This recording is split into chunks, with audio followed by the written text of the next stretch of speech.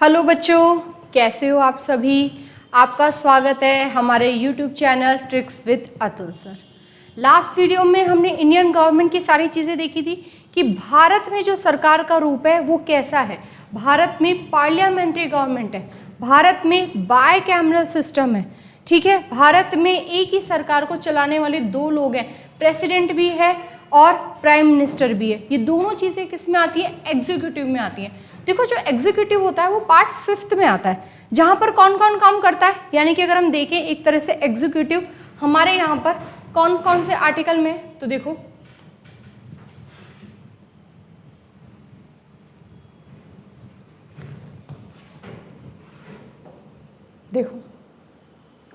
सबसे पहले कि हमने कल क्या पढ़ा है, पार्लियामेंट्री सिस्टम है, ठीक है, बाय कैमरल सिस्टम है, ये सारी चीजें देखी है हमने। इसके बाद हमने देखा कि हमारे यहाँ पर ड्यूअल एग्जीक्यूटिव है, यानी कि दोहरी कार्यपालिका है, दोहरी व्यवस्थापिका है।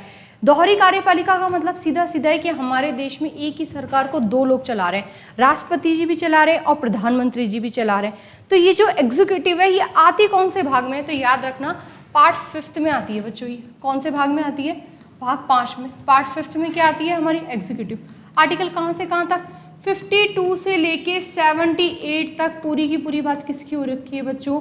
एग्जीक्यूटिव की, ठीक है, कार्यपालिका की। क्या क्या पढ़ते हैं हम इसके अंदर? 52 से लेके 78 president, vice president, council of ministers, ठीक है, प्राइम मिनिस्टर और अटॉर्नी जनरल।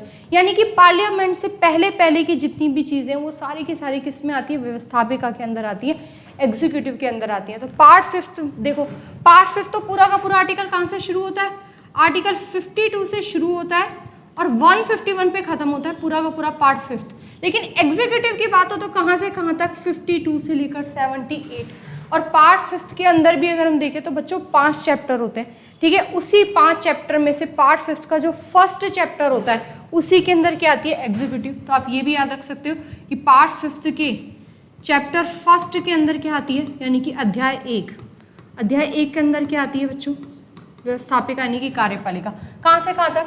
52 से लेकर 78 तक, ठीक है। तो कल ही हमने सारी चीजें देखी थी कि पार्लियामेंट्री सिस्टम क्या होता है, बाय कैमरल सिस्टम क्या होता है, यूनिटरी फीचर्स क्या होता है, फेडरल यूनिटरी किसे कहेंगे, फेडरल किसे कहेंगे। देखो, फेडरल का मतलब क्या है कि हमारे यहाँ पर केंद्र सरकार अपना काम करती है, राज्य सरकार अपना काम करती है। तो इसका मतलब हमारे देश में कैसी गवर्नमेंट है? फेडरल गवर्नमेंट है। लेकिन जैसे ही इमरजेंसी आती है सारी की सारी पावर किसके पास चली जाती है? सेंट्रल गवर्नमेंट के पास। इसका मतलब उस समय हमारा देश पूरा एक हो जाता है, एकात्मक शक्तियाँ हो जाती हैं, यानी कि यूनिटरी फीचर्स आ सकता है। तो इसका मतलब हम ये कह सकते हैं कि इंडिया का जो फेडरलिज्म है, भारतीय संघवाद है, वो कैसा है? एकात्मक आधारित संघवाद है, यानी कि यूनिटरी बेस्ड फेडरल सिस्टम है। लेकिन हम ये नहीं कह सकते कि कंप्लीटली यूनिटरी है, पूर्णतः एकात्मक है। क्या सारी शक्तियां हमेशा केंद्र के पास होती है? बिल्कुल नहीं। क्या कंप्लीटली फेडरल है? क्या हमेशा केंद्र और राज्य अपना अलग अलग काम करेंगे? कभी भी पावर किसी एक के हाथ में नहीं जाएगी, तो ये भी गलत है। तो भारत में नॉर्मली क्या है? फेडरल सिस्टम है। लेकिन भारत ने जो फेडरल सिस्टम लिया है ये कनाडा से लिया है, ठीक है। जब हम आर्टिकल 1 पढ़ेंगे वहां पर पूरी डिटेल में मैं आपको सारी चीज समझाऊंगी कि पूरा का पूरा फेडरल सिस्टम होता क्या है। देखो, कल अब हमने एग्जीक्यूटिव और लेजिस्लेचर देखी थी कि हमारे भारत में जुडिशरी अलग है, लेकिन जब हमने देखा था तब ये देखा था कि अंदर तो क्या आती है? एग्जीक्यूटिव, और बाहर क्या आती है बच्चों? लेजिस्लेचर, ठीक है। लेजिस्लेचर यानी कि विधायिका।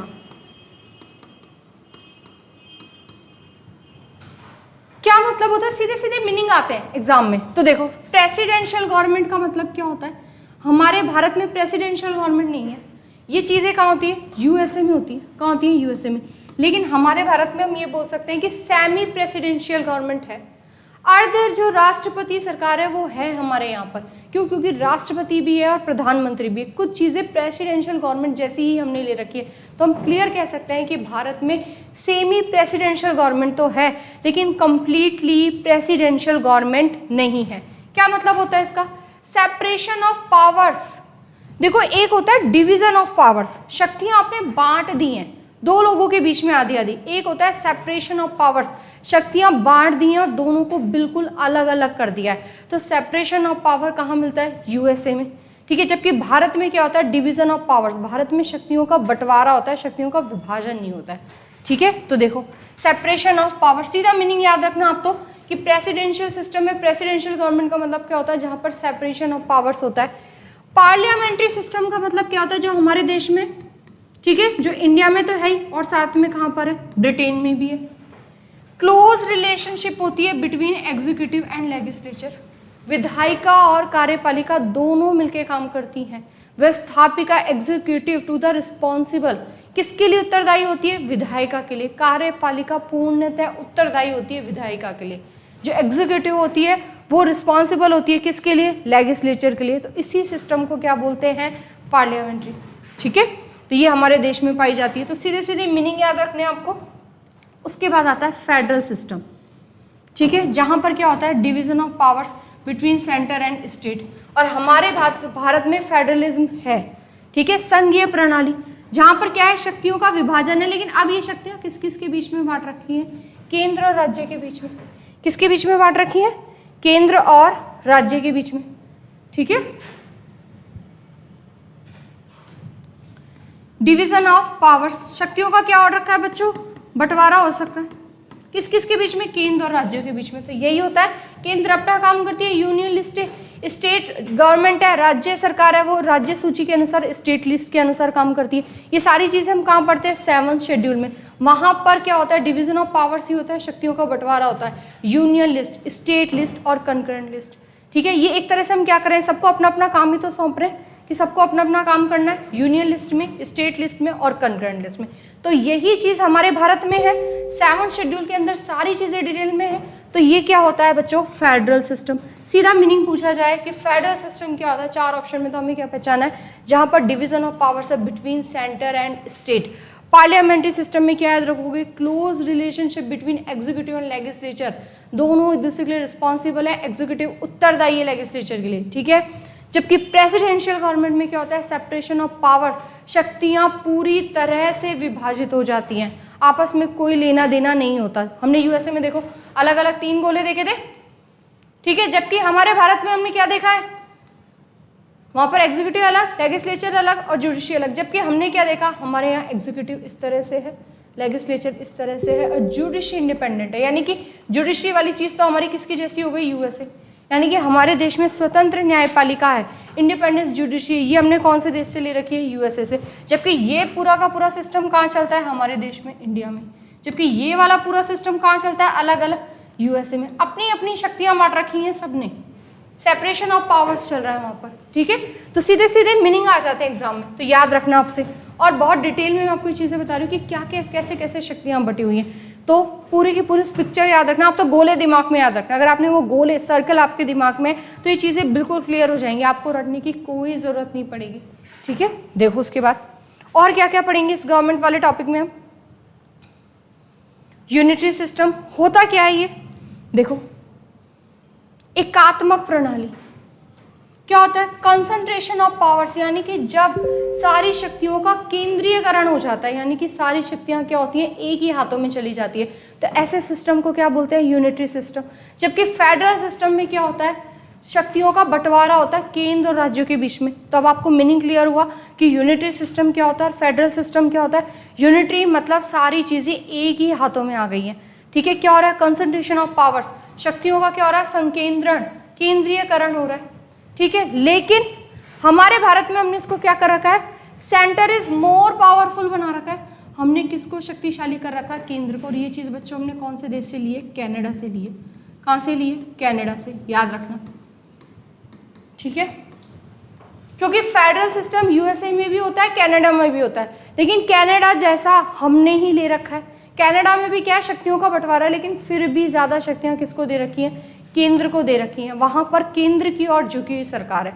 ठीक है, सेंटर की तरफ झुकी हुई सरकार है। तो हमने ये जो फेडरल वाला सिस्टम है, ये कौन से देश से ले रखा है, कनाडा से। हमने फेडरलिज्म तो ले रखा है, शक्तियां तो बांट रखी है, लेकिन फिर भी हमने ज्यादा शक्तियों का कंट्रोल किसको दे रखा, केंद्र सरकार को। इसलिए भारत में फेडरलिज्म तो है, लेकिन यूनिटरी बेस्ड फेडरलिज्म है। ठीक है, यानी कि केंद्र की ओर झुकी सरकार है, केंद्र को ज्यादा शक्तिशाली बनाया, लेकिन फिर भी शक्तियां बांटी हुई है दोनों के बीच में। केंद्र सरकार की अलग शक्तियां हैं, राज्य सरकार की अलग शक्तियां हैं। तो हम ये बोल सकते हैं कि फेडरल सिस्टम तो है, लेकिन कौन सा वाला है, यूनिटरी बेस्ड फेडरल सिस्टम, एकात्मक आधारित संघात्मक व्यवस्था है भारत में, ठीक है। तो फेडरल सिस्टम क्या होता है और यूनिटरी सिस्टम क्या होता है, चीजें क्लियर हुई। उसके बाद भारत की प्रकृति कैसी मानी जाती है, फेडरलिज्म ही मानी जाती है भाई, संघवादी मानी जाती है। ये तो अंदर की बात है कि यूनिटरी भी है, अगर हम डिटेल में देखें, ठीक है। तो देखो इंडियन कॉन्स्टिट्यूशन क्या है, is a quasi federal. Bharat का संविधान क्या है, अर्धसंघीय है। अर्धसंघीय क्यों है, क्योंकि ना तो कंप्लीटली क्या है वो फेडरल है और ना ही कंप्लीटली क्या है यूनिटरी। क्या हमेशा सेंटर की ओर ही झुकी हुई सरकार है, तो ये तो यूनिटरी सिस्टम हुआ, हमेशा नहीं, ठीक है। क्या कभी भी सेंटर की ओर सरकार नहीं झुकेगी, अलग अलग शक्तियां बटी हुई, राज्य की अपनी और केंद्र की अपनी, तो ऐसा भी नहीं है। तो कंप्लीटली फेडरल भी नहीं है, कंप्लीटली यूनिटरी भी नहीं है, पूर्णतः एकात्मक भी नहीं है, पूर्णतः संघात्मक भी नहीं है। क्लियर है कि भारत में फेडरल सिस्टम है, ठीक है। लेकिन कौन सा वाला फेडरल सिस्टम है, यूनिटरी बेस्ड फेडरल सिस्टम है, ठीक है, एकात्मक आधारित संघात्मक व्यवस्था है, ठीक है। इसीलिए भारत के जो संविधान है, भारत का जो फेडरलिज्म है, उसे क्या बोला जाता है, क्वासी फेडरल। और किसने बोला है बताओ, केसी वीयर ने, याद रखना बिल्कुल, कई बार पूछा हुआ सवाल है ये, केसी वीयर। जबकि जो जी ऑस्टिन है, ग्रॉनविले ऑस्टिन है, वो क्या कहते हैं कि भारत का फेडरलिज्म क्या है, कोऑपरेटिव फेडरलिज्म है, सहकारी संघवाद है, ठीक है। तो ये चीज क्लियर हुई आपको कि क्या क्या होता है भारत का संघवाद, कैसा संघवाद है। उसके बाद देखो और क्लियर हो जाएगा क्या है, Indian constitution is basically federal. भाई अगर हम बाहर से देखें तो फेडरल ही नजर आता है, लेकिन फिर भी सेंट्रलाइजेशन की क्या है tendency of centralisation is strong, यानी कि फिर भी हमें केंद्रीकरण दिखता है। क्यों, क्योंकि हमारी सरकार किसकी तरफ झुकी हुई है, केंद्र की ओर झुकी हुई है। कैसी भी लाइन आ जाए आपको सिर्फ उसका मीनिंग क्लियर होना चाहिए, केंद्र की ओर झुकी हुई सरकार है, ठीक है, ये याद रखना। इसीलिए भारत में क्या है, केंद्रीकरण वाली प्रवृत्ति तो है। तो बेसिकली तो फेडरल है, लेकिन अगर पूरा एग्जैक्ट क्लियर पूछा जाए तो यूनिटरी बेस्ड फेडरल सिस्टम ज्यादा स्ट्रांग है। मान लो ए ऑप्शन में लिखा हुआ है फेडरल सिस्टम, बी ऑप्शन में लिखा हुआ है यूनिटरी सिस्टम, कि भारत में कैसा सिस्टम है, सी ऑप्शन में लिखा हुआ है तो यूनिटरी बेस्ड फेडरल सिस्टम, तो करेक्ट आंसर कौन सा होगा, सी ऑप्शन होगा, ठीक है। लेकिन मान लो सी ऑप्शन है ही नहीं, अब सीधे सीधे पूछा है कि भारत में यूनिटरी सिस्टम है कि फेडरल सिस्टम है, तो फिर भारत में बेसिकली फेडरल सिस्टम ही है। भारत में मूलतः तो क्या है, संघवादी है, ठीक है। अगर उसने ये इस तरह के ऑप्शन नहीं दे रखे हैं तो क्लियर किस पे टिक करना है हमें, भारत में कैसा सिस्टम है, फेडरल सिस्टम है, ठीक है। उसके बाद देखो एग्जैक्ट मीनिंग क्या लिखा है, देखो फेडरल का, कि कहाँ, जहां पर क्लियर डिवीजन होता है पावर्स का, किसके बीच में, सेंटर और स्टेट। तो बना तो रखी है हमने लिस्ट, यूनियन लिस्ट और स्टेट लिस्ट। क्लियर डिवीजन ही तो है कि केंद्र सरकार इन सब्जेक्ट पे काम करेगी, राज्य सरकार इन सब्जेक्ट पे काम करेगी। जहां दोनों के मिक्स हो रखे हैं वहां दोनों को अधिकार दे रखे हैं कंकरेंट लिस्ट में, कि केंद्र सरकार भी कानून बना सकती है, राज्य सरकार भी कानून बना सकती है, ठीक है। तो अगर सीधा मीनिंग पूछा जाए कि फेडरल क्या होता है, तो याद रखना कि फेडरल क्या होता है, दोनों सरकारें स्वतंत्र रूप से काम कर सकती हैं अपना अपना। तो ऐसा होता है हमारे देश में, बिल्कुल होता है। लेकिन अगर बात आए क्या दोनों सरकार बिल्कुल स्वतंत्र है, केंद्र की नहीं है, इसमें कहीं भी स्वतंत्रता, तो देखो केंद्र की और ज्यादा झुकी हुई सरकार है, ठीक है। ज्यादा पावरफुल कौन है, केंद्र, क्योंकि जब जैसे ऐसे इमरजेंसी की बात आती है या कुछ भी अगर कंकरेंट लिस्ट में भी सब्जेक्ट पे बात आती है तो बनाया हुआ कानून किसका रहेगा, हमेशा केंद्र सरकार का, ठीक है। तो ये पूरा का पूरा फेडरल का मीनिंग है कि क्या होता है, there is a clear division of powers between centre and the state और both government function independently in their respective areas. अपने अपने क्षेत्र में वो क्या करती है, स्वतंत्र रूप से काम करती हैं, ठीक है। तो देखो फेडरल में और क्या चीजें देखी थी हमने, क्लोज रिलेशनशिप बिटवीन कौन से, एग्जीक्यूटिव और लेजिस्लेचर में, ठीक है। उसके बाद देखो यूनिटरी का मतलब और क्या निकाल सकते हैं हम, तो ये देखो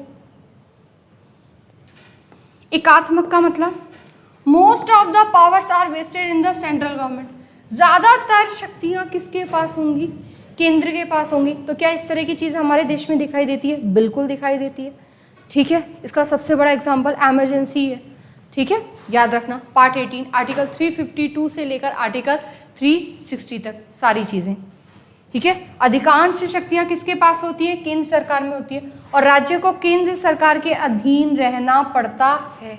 ये यूनिटरी में होता है। तो हमारे देश में यूनिटरी वाली चीजें भी हैं और फेडरल वाली चीजें, इसीलिए हम ये कह सकते हैं कि भारत में फेडरल तो है लेकिन क्वासी फेडरल है, अर्ध संघात्मक व्यवस्था है, क्योंकि हमने ये वाली चीज भी क्या कर रखी है बच्चों, हमारे जो कॉन्स्टिट्यूशन है उसमें मिक्स कर रखी है यूनिटरी वाली चीजें भी। ठीक है, तो देखो हर चीज का बिल्कुल क्लियर मीनिंग लिखा हुआ है, एक एक चीज आपको दो दो बार क्लियर करके बताई हुई है कि इसका मतलब ऐसे नहीं तो ऐसे समझो। उसके बाद हमारे पेपर में आजकल क्या हो रही है, देखो नए सवाल आ रहे हैं। ठीक है, नई चीजें आ रही हैं, सीधा सीधा पूछ रहे हैं कि जो इंडियन कॉन्स्टिट्यूशन है उसमें फेडरल फीचर्स क्या होते हैं, यूनिटरी फीचर्स क्या होते हैं। बहुत ही ट्रेंडिंग में चल रहे हैं अभी सवाल एकदम। तो देखो सबसे पहले भारतीय संविधान में फेडरल फीचर्स क्या होते हैं। ठीक है, तो देखो अब आपको इतनी देर से फेडरल का मतलब तो बता ही रहे हैं कि फेडरल फीचर्स क्या होते हैं। अब सीधे सीधे इसके ऑप्शन कैसे, भारत में रिटर्न कॉन्स्टिट्यूशन है, लिखित संविधान है, ये किसको दिखाता है, फेडरल को। सुपरमेसी ऑफ द कॉन्स्टिट्यूशन है, संविधान की क्या है, सर्वोच्चता चलती है, ये भी क्या दिखा रहा है, किसको दिखा रहा है, ठीक है, फेडरल को। इंडिपेंडेंट जुडिशरी, स्वतंत्र न्यायपालिका है। Separate government at the centre and the state, केंद्र की अपनी अलग सरकार है, राज्य की अपनी अलग सरकार है। जहां पर भी आपको चीजें क्लियर दिखाई दे कि बटी हुई है तो वो सीधा सीधा कौन सा फीचर होगा, फेडरल फीचर होगा। ये 3 पॉइंट शुरू के याद रखना बस, जो बिल्कुल थोड़े से अलग है कि रिटर्न कॉन्स्टिट्यूशन भी किसका फीचर है, फेडरल फीचर है। सुपरमेसी ऑफ द कॉन्स्टिट्यूशन, संविधान की सर्वोच्चता, यानी कि हमारे देश में रूल ऑफ लॉ है, कानून का शासन है, हमारे देश में सर्वोपरि कौन है, संविधान है। राष्ट्रपति और प्रधानमंत्री को भी संविधान के दायरे में रहकर ही काम करना है, इसी को क्या बोलते हैं, सुपरमेसी ऑफ द कॉन्स्टिट्यूशन। हमारे देश में स्वतंत्र न्यायपालिका है, इंडिपेंडेंट जुडिशरी है। ठीक है, उसके बाद देखो clear division of powers between centre and the state, separate government है और क्लियर डिवीजन है, अपना अलग अलग काम करें, तो ये भी कैसा फीचर है, फेडरल फीचर है। जुडिशियल रिव्यू हो सकता है, कोई भी कानून बनाया गया तो न्यायालय के पास, जुडिशरी के पास ये शक्ति है कि वो उस कानून को फिर से क्या कर सकती है, उसको चेक कर सकती है, तो इसी को क्या बोलते हैं, जुडिशियल रिव्यू। बोथ है, सुप्रीम कोर्ट और भी हाई कोर्ट। ठीक है, फिर हमारे यहाँ पर क्या है, अपर हाउस है, Rajya Sabha in the parliament. Bicameral system तो है लेकिन हमने सारी शक्तियाँ लोकसभा को नहीं दे रखी है, साथ में हमने लोकसभा के साथ साथ दूसरा हाउस भी बना रखा है पूरा पावरफुल, कौन, राज्यसभा, जो परमानेंट हाउस। और राज्यसभा कौन से आर्टिकल में आता है, आर्टिकल 80, याद रखना। जबकि लोकसभा किस में आता है, आर्टिकल 81 में। और पूरी की पूरी पार्लियामेंट की बात करें तो कौन से आर्टिकल में आ जाती है, 79 में, पार्लियामेंट का स्ट्रक्चर। ठीक है, तो हमने क्या सिर्फ लोकसभा रख रखी है, अगर सिर्फ लोकसभा के पास ही पावर होती तो यूनिटरी फीचर होता, नहीं, हमने क्या बना रखा है, एक अपर हाउस भी बना रखा है, राज्यसभा। तो राज्यसभा वाला फीचर भी कैसा हो गया, फेडरल फीचर्स। फिर रिजिड कॉन्स्टिट्यूशन है, हमारा जो कॉन्स्टिट्यूशन है वो कुछ कुछ जगह बहुत ही ज़्यादा फ्लेक्सिबल है और कुछ कुछ जगह क्या है, बहुत ही ज़्यादा कठोर है, रिजिड कॉन्स्टिट्यूशन है। तो रिजिड कॉन्स्टिट्यूशन भी किसका फीचर होता है बच्चों, फेडरल फीचर्स होता है, जहाँ पर कुछ चीज़ें क्या की गई है हमने, कॉम्प्लेक्स। कुछ चीज़ें तो हमारे यहाँ पर कुछ बिल है जो सिंपल मेजॉरिटी से ही काम हो जाएगा, कई जगह स्पेशल मेजॉरिटी लगानी पड़ेगी और आधे राज्यों का भी समर्थन चाहिए। तो यहाँ पर चीज़ें हम क्या करें, कॉम्प्लेक्स ही तो कर रहे हैं भाई। आप संविधान संशोधन को, अमेंडमेंट को क्या कर रहे हो, थोड़ा टफ प्रोसेस ही तो कर रहे हो, तो आपका संविधान क्या है, यहाँ पर कठोर हो रहा है। तो रिजिड कॉन्स्टिट्यूशन, जबकि हमारा भारत का संविधान है वो क्या है, थोड़ा रिजिड है और थोड़ा फ्लेक्सिबल है, लेकिन रिजिड तो है, तो इसीलिए ये भी किसका फीचर्स है, फेडरल फीचर्स का। सीधे सीधे याद कर देना कि फेडरल फीचर कौन सा नहीं है, सीधे इस तरह के ही सवाल आते हैं। तो कौन कौन से हो गया, return constitution, supremacy of the constitution, independent judiciary, separate government, clear division किस किस के बीच में, सेंटर और state, judicial review, upper house बना रखा है हमने राज्यसभा, रिजिड कॉन्स्टिट्यूशन है। ठीक है, कॉम्प्लेक्स क्या कर रखा है हमने, प्रोसेस करा हुआ है। ठीक है, उसके बाद देखो, तो ये सारी किसकी विशेषताएं हो गई, फेडरल की। अब यूनिटरी फीचर्स क्या होता है, जहां से भी आपको ये दिखाई दे कि देश क्या हो रहा है, एक चीज में बटा हुआ है, एक ही चीज हो रही है देश में, अलग से कोई भी नहीं है। तो सबसे पहली बात, आप भारत के किसी भी हिस्से में रहो, आप भारतीय कहलाओगे। तो सिंगल सिटीजनशिप कैसा फीचर्स है, यूनिटरी फीचर्स है, जहां से देखने पर भारत को एक ही नजर आए। ठीक है, फेडरल में तो क्या है, एक चीज के साथ साथ आपने दूसरी चीजों को भी बंटवारा कर रखा है भाई। सेंट्रल स्टेट के बीच में अलग अलग सरकार है, सेंट्रल स्टेट के बीच में शक्तियां बांट रखी है, लोकसभा के साथ साथ राज्यसभा भी बना रखा है। तो ये कैसा फीचर है, फेडरल फीचर ही तो है, जहां पर शक्तियां एक के हाथ में ना होके दूसरे के हाथों में भी है। जबकि यूनिटरी में ऑप्शन पहचानने का सबसे अच्छा तरीका है जहां से आपको लगे कि चीज एक है, तो वो कौन सा फीचर हो गया, यूनिटरी फीचर। जैसे कि single citizenship. Appointment of governor, हमारे भारत में हर राज्य में राज्यपाल की नियुक्ति किसके द्वारा की जाती है, सेंटर के द्वारा की जाती है। ठीक है, स्टेट को कोई पावर ही नहीं दे रखी है, तो गवर्नर की अपॉइंटमेंट कौन करेगा, सेंटर करेगा। तो ये काम सिर्फ और सिर्फ किसके पास है, एक के पास। तो ये भी कैसा फीचर हुआ, unitary feature. President rule in the state, राज्यों में भी राष्ट्रपति शासन लग सकता है और लगाया जाता है। तो प्रेसिडेंट रूल एक तरह से किसको पावरफुल दिखा रहा है, सेंटर को, यहाँ पर कि सेंटर के पास पावर है कि वो स्टेट में क्या कर सकता है, राष्ट्रपति शासन लगा सकता है। तो ये भी एक ही चीज हो गई, तो ये भी किसमें, यूनिटरी। इंटीग्रेटेड जुडिशियल सिस्टम है हमारे यहाँ पर, एकीकृत न्याय व्यवस्था है। ठीक है, सुप्रीम कोर्ट और हाई कोर्ट तो है, लेकिन अगर हाई कोर्ट के चीफ जस्टिस को भी अगर अपॉइंट करना है तो किसकी, कौन आगे आएगा यहाँ पर, सेंटर। ठीक है, सेंटर और साथ में सुप्रीम कोर्ट के चीफ जस्टिस। तो ये भी क्या हो गया, इंटीग्रेटेड जुडिशरी का एक फीचर हो गया। ठीक है, ऑल इंडिया सर्विस, आईएएस हो गया, आईपीएस हो गया, आईएफएस हो गए। ठीक है, ये तीनों किस में आती है, ऑल इंडिया सर्विसेज में आती है। तो पूरे के पूरे भारत में अगर आप यूपीएससी से दे रहे हो तो कहीं पर भी हो सकते हैं। तो ये भी कैसा फीचर है, unitary features, all India service. Emergency लगती है तब पूरा भारत क्या हो जाता है, एक हो जाता है। तो ये भी कैसा फीचर है, unitary feature. The centre has the right to amend the constitution, संविधान में संशोधन करने की शक्ति किसके पास है, सिर्फ और सिर्फ सेंटर के पास है। आधे राज्यों को सिर्फ समर्थन देने की जरूरत होती है, और वो भी कुछ ही बिल पे, ऐसा प्रोसेस है, वरना सिंपल मेजॉरिटी से भी काम हो जाते हैं। ठीक है, तो संविधान में संशोधन करने की शक्ति केवल और केवल हमने किसको दे रखी है, सेंटर को ही दे रखी है। ठीक है, सिर्फ और सिर्फ किसको दे रखी है बच्चों, हमने सेंटर को ही दे रखी है। तो इसका मतलब इन सारे पॉइंट से हमें क्या दिख रही है, सिंगल सिंगल चीजें दिख रही हैं। ठीक है, तो ये सारे के सारे कैसे फीचर्स हैं, यूनिटरी फीचर्स। सीधे सीधे ऑप्शन में हमें यही फीचर्स मिलते हैं। ठीक है, सीधा पहचानने का तरीका, जहां से भी आपको क्या चीजें नजर आ रही हो, एक नजर आ रही हो, तो कैसा फीचर हो गया, यूनिटरी फीचर्स। ठीक है, उसके बाद देखो और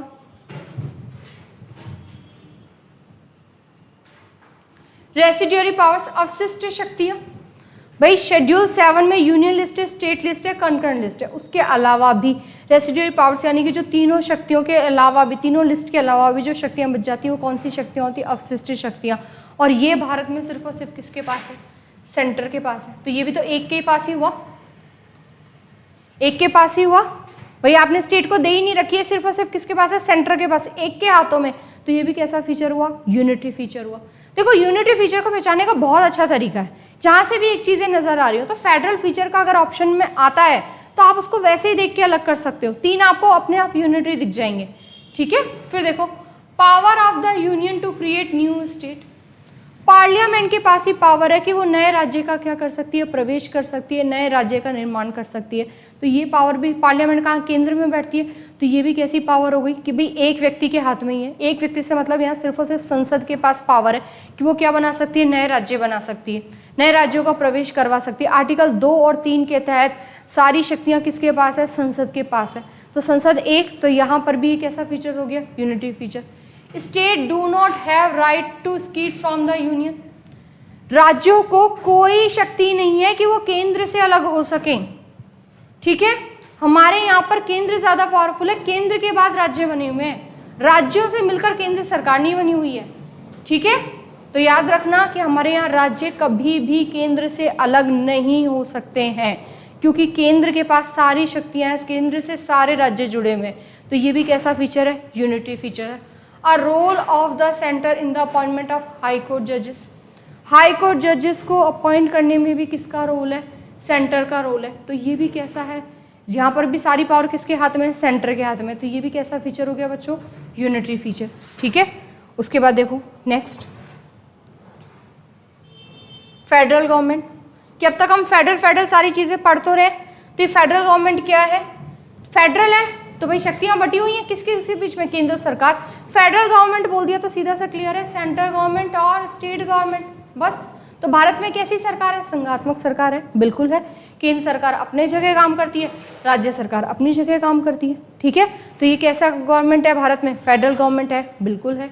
उसके बाद देखो कोऑपरेटिव फेडरलिज्म क्या होता है, a federal system in which the union and it's units, यानी कि स्टेट, यूनियन और उसकी यूनिट्स ठीक है, उसके जो भाग है, तो कौन है, स्टेट इधर, share the power, they use power in mutually cooperative manner, ठीक है, दोनों के पास में शक्तियां तो बटी हुई हैं लेकिन फिर भी आपस में पूरे के पूरे मिलजुल कर आपसी सहयोग के साथ काम करती हैं, इसलिए भारत का फेडरलिज्म क्या है, कोऑपरेटिव फेडरलिज्म है। किसने कही ये बात, जी ऑस्टिन ने, ये बात याद रखना, किसने कही है ये, ग्रॉनविले ऑस्टिन ने, जी ऑस्टिन। जबकि क्वासी फेडरल किसने बोला है, केसी वियर ने बोला हुआ है, ठीक है।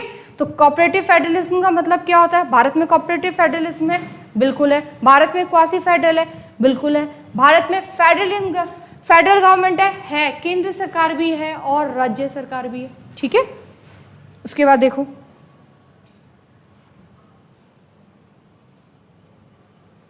क्या भारत का जो संविधान है, इंडियन कॉन्स्टिट्यूशन है, वो सिर्फ और सिर्फ रिजिड है, नहीं, सिंपल मेजॉरिटी से भी काम हो जाते हैं और प्रोसेस को बहुत कॉम्प्लेक्स भी किया हुआ है अमेंडमेंट के लिए। तो हम सीधा कह सकते हैं कि इंडियन कॉन्स्टिट्यूशन क्या है, मिक्सचर है, किसका, रिजिड और फ्लेक्सिबल। कठोर भी है, हम कह सकते हैं कि पार्शियली रिजिड भी है और पार्शियली क्या है, फ्लेक्सिबल भी है, ठीक है। अंशतः, भाई ऐसे भी लिखा आ सकता है, अंशतः, पार्शियली, अंशतः कठोर भी है और अंशतः क्या है, लचीला भी है, ठीक है। तो भारत क्या है, भारत का जो कॉन्स्टिट्यूशन है वो क्या है, कॉम्बिनेशन है, ठीक है, रिजिड और फ्लेक्सिबल के बीच में। उसके बाद देखो, कॉन्स्टिट्यूशनल गवर्नमेंट, कैसी गवर्नमेंट है भारत में, कॉन्स्टिट्यूशन गवर्नमेंट है। क्या मतलब है इसका, हमारे यहाँ पर सोर्स ऑफ पावर, सारी शक्तियों का स्रोत हमने किसको दे रखा है, कॉन्स्टिट्यूशन को दे रखा है। तो इसका मतलब भारत में कैसी गवर्नमेंट है, कॉन्स्टिट्यूशनल गवर्नमेंट भी है, ठीक है। इसी को ही क्या कहते हैं, जब आप संविधान के दायरे में, कानून के दायरे में रह के काम करते हो, यानी कि आपके अधिकार क्या हो जाते हैं, लिमिटेड हो जाते हैं, सीमित हो जाते हैं, तो ऐसी गवर्नमेंट को किस नाम से जाना जाता है, लिमिटेड गवर्नमेंट। तो क्या भारत में सीमित सरकार भी है, लिमिटेड गवर्नमेंट भी है, तो बिल्कुल है, ठीक है। देखो ज़्यादातर हम क्या पढ़ते हैं, फेडरल और यूनिटरी, लेकिन अब से आपको 3-4 नए शब्द भी याद रखने कि भारत में फेडरल गवर्नमेंट है, भारत में क्वासी फेडरल है, भारत में कोऑपरेटिव फेडरलिज्म है, भारत में कॉन्स्टिट्यूशनल गवर्नमेंट है, भारत में लिमिटेड गवर्नमेंट है। ये सब क्या है, भारत के फीचर्स ही तो है, ठीक है।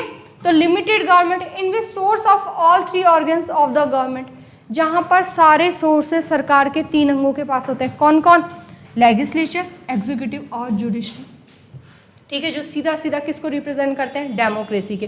तो this government works under the provision of constitution, ऐसी सरकार जिसमें 3 हिस्से हैं और ये किसके अंडर में रह के काम करती है, संविधान के दायरे में रह के काम करती है। तो इसका मतलब भारत में कैसी सरकार है, संवैधानिक सरकार है, बिल्कुल है, ठीक है। भारत में कैसी सरकार है, सीमित सरकार है, बिल्कुल है, क्योंकि इसमें सरकार के जो तीनों अंग है वो किसके दायरे में रह के काम करेंगे, संविधान। सारी शक्तियों का स्रोत किसके पास है, संविधान, ठीक है। और सरकार किसके अनुसार काम करती है, संविधान के अनुसार। तो ये चीज़ समझ में आई आपको कि कोऑपरेटिव क्या होता है, ठीक है, कॉन्स्टिट्यूशनल गवर्नमेंट क्या होती है, संवैधानिक सरकार क्या होती है और लिमिटेड गवर्नमेंट क्या होती है, ठीक है, ठीक है बच्चों। तो ये सारी चीज़ें आपको समझ में आई। तो यहाँ से हमारा एक और टॉपिक कंप्लीट होता है इस वीडियो में। तो अब हम आगे क्या शुरू करेंगे, सीधा सीधा पार्ट 1, पार्ट 2, पार्ट 3, यानी कि अब हमारी नेक्स्ट वीडियो में क्या शुरू हो जाएंगे, आर्टिकल शुरू हो जाएंगे। तो देखो आर्टिकल से पहले हमने क्या पढ़ दिया, कॉन्स्टिट्यूंट असेंबली, प्रियम्बल, सोर्सेस, ठीक है, schedules, parts, unification of India, और एक अलग नया टॉपिक इंडियन गवर्नमेंट और इंडियन कॉन्स्टिट्यूशन के फीचर्स, ठीक है। तो आजकल क्या हो रही है, सारी चीज़ें नई पूछी जा रही है, तो हमें आज के हिसाब से ये चीज़ें कवर करनी है। तो बिल्कुल डिटेल में मैंने आपको सारे फीचर्स समझाए हैं कि फेडरल फीचर्स क्या होता है, यूनिटरी फीचर्स क्या होता है, कॉन्स्टिट्यूशनल गवर्नमेंट क्या होती है, लिमिटेड गवर्नमेंट क्या होती है, हर चीज़ की पूरी डेफिनेशन लिखी हुई है एक तरह से बिल्कुल ईजी। तो यहाँ से आपको सारी चीज़ें क्लियर होती हैं, ठीक है। तो नेक्स्ट वीडियो में अब हम शुरू करेंगे पार्ट 1, आर्टिकल 1 से लेके 4 तक। Thank you.